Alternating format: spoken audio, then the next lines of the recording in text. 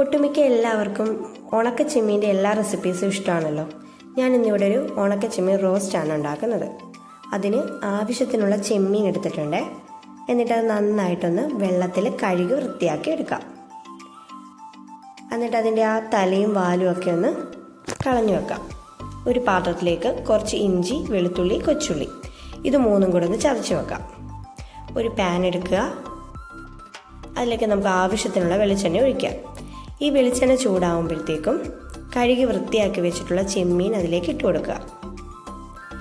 അതിനുശേഷം അതൊന്ന് വറുത്ത് കോരി മാറ്റാം.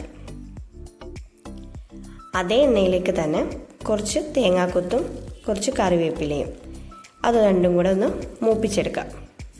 അതൊന്ന് മൂത്ത് വരുമ്പോഴത്തേക്കും നമ്മൾ നേരത്തെ ചതച്ച് മാറ്റി വെച്ചിട്ടുള്ള ഇഞ്ചി, വെളുത്തുള്ളി, കൊച്ചുള്ളി അതിട്ട് കൊടുത്ത് എല്ലാം കൂടെ ഇളക്കി കൊടുക്കുക.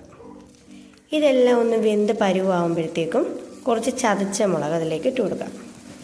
അതിനുശേഷം എല്ലാം കൂടെ മിക്സ് ചെയ്യുക.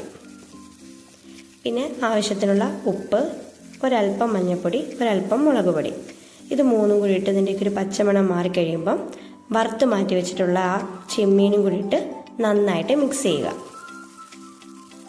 ഇത്രയേ ഉള്ളൂ, നമ്മുടെ ഉണക്ക ചെമ്മീൻ റോസ്റ്റ് ഇവിടെ റെഡി ആയിട്ടുണ്ട്. ഈ ഒരു ചെമ്മീൻ റോസ്റ്റ് മാത്രം മതി നമുക്ക് ചോറ് കഴിക്കാൻ. അത്രയ്ക്ക് ടേസ്റ്റിയാണ്, മസ്റ്റ് ട്രൈ ആണ്. എല്ലാവരും ട്രൈ ചെയ്ത് നോക്കുക.